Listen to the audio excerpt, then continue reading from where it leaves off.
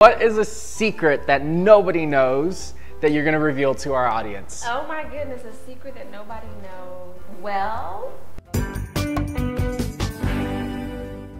Hey everybody, it's Charles and I am here with an amazing friend, Shanel Cooper-Sykes. I've been following you for so long. I know you don't like titles, but you know, if we need to put you into titles, author, entrepreneur, and spiritual teacher. Yes.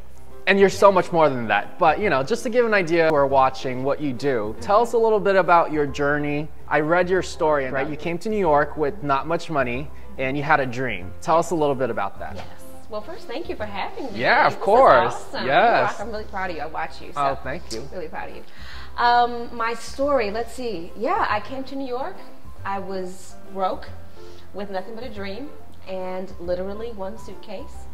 And got off the plane and just kind of made my way and used my faith and determination and just, I beasted it out, I guess you could say, the first couple of years. I remember Get Beastly. Get Beastly, yes. yes. And learned a lot throughout my journey, and one thing led to another. I wound up writing a book called Stilettos in the Kitchen, and it blew up on the internet.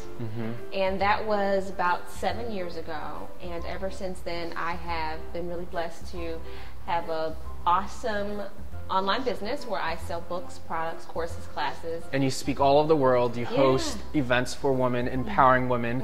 I think what really attracted a lot of people was your realness, your rawness, and you had this conviction that was so truthful. You know, you're coming from a place of authenticity. I think that's what people related to. Yeah. You know, when I first got to New York, I was going through a really bad depression. Okay. To the point where it was like severe. Oh wow. And New York is not a good place to be. It is not, in the middle of winter by yourself, and you have no friends, no money. It's pretty bad. And I remember being in my little studio apartment one night, just bawling in tears, and I just started crying out to God, and I said, God, if you get me through this, I promise I will use my journey to change every life that I come in contact with. Wow, that is a big, powerful statement, and you're doing it. Yeah, I'm well, so he proud got of me you. out of it, so I got to fulfill my promise. So. Nice, very cool. So I have a question for you that's relating to what you just spoke about. Maybe they're going through depression or something, a struggle in their life or transition. What are some 5 tips that you can give people to shift them from a scarcity mindset to more of a miracle mindset? Good question. The first thing I would say, and I would say this to any area of your life, is to bring gratitude to where you are. I love that. When you don't have what you think that you need, it's really easy to put on these blinders where everything just looks like it's not enough. But really, if you just open your eyes a little bit, you will see how much you've been given and how much you actually have. And from a spiritual standpoint, really everything that you have, you really asked for. So I think that when you learn how to be grateful for something, you begin to ask for something bigger in that space of gratitude. And then it begins to shift your perspective and your reality. So just being grateful. I always tell people to make a list. You know, when I'm pissed off, the first thing I do is I get a pen and a piece of paper and I'm like, what do I have to be thankful for? You know, even the person that I'm mad at, I'm just thankful that they're here. You know, and you just start making that list, and it just brings you to a space of love. Which leads me to what number 2 would be. Is to bring love to everything that you do. Operate from a space of love and see things through the eyes of love. And what I mean by that is, you know, I like to say, see things the way that God would see things. You know, no one is wrong, everyone is forgiven. You know, nothing happens by accident. So if you just see things from that perspective, it opens your mindset up tremendously. Number 3, I would say give. Give. You only get what you give. That's the cycle of life. The law of reciprocation is whatever you put out is what you get back. Well, I'll play devil's advocate. So someone in a different situation might say, if I don't have anything, how can I give to other people? What do you respond to that? Well, that's why you don't have anything. That's why you don't have anything. And giving doesn't necessarily mean giving something tangible or money or material.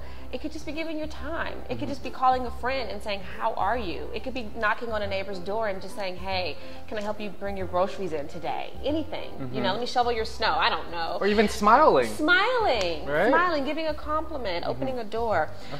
So giving, you know, it's kind of the magic formula to opening up that reciprocation for things to start coming in your life. But when it comes to money specifically, okay, I always tell people, if you need some money, you have to give some money, even if it's a penny. Even if it's a penny. And I remember being broke, and what I would do is I would take pennies, and when I was out, I would leave them on the subway, at at the restaurant on the countertop, and I would just making little deposits of seeds of pennies, and those pennies turned into nickels and then dimes and then dollars, and then and it went up. It puts you in a different mindset, because it kind of triggers your subconscious mind to believe, like, I have enough to give. Yes, beautiful. Number 4 would be changing on your environment. We're a product of our environment. Yes. And so whatever is going on in our outer world, it affects what's happening in our inner world, and vice versa. What happens in your inner world affects your outer world.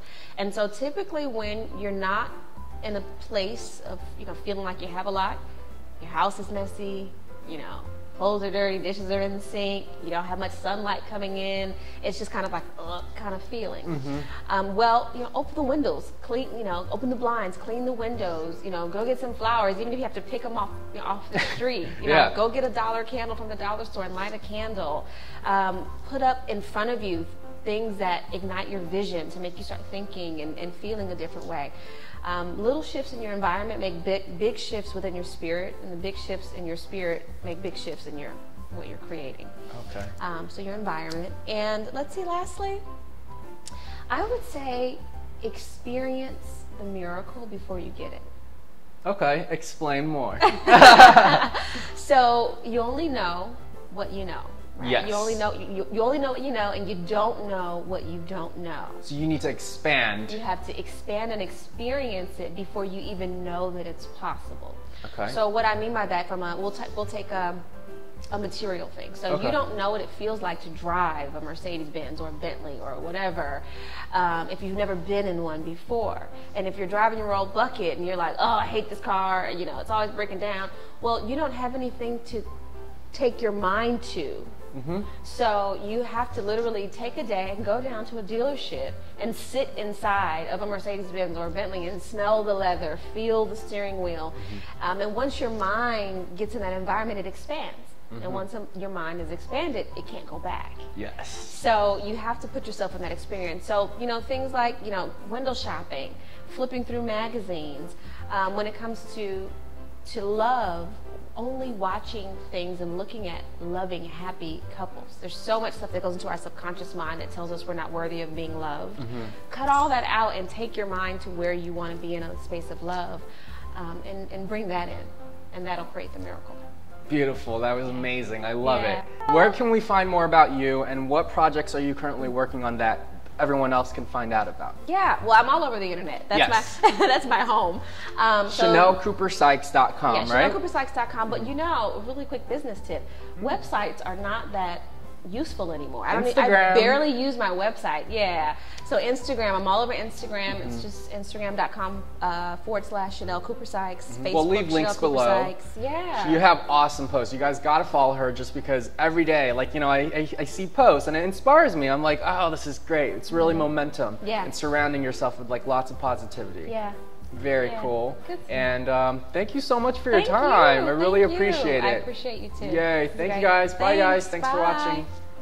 If you enjoyed this video, please give this video a thumbs up, and also leave a comment below. Tell me, what are you grateful for? I love reading the comment section, and make sure you subscribe and follow me on Instagram at charleschen.tv. I'll see you guys next week. Lots of love, Charles. Peace.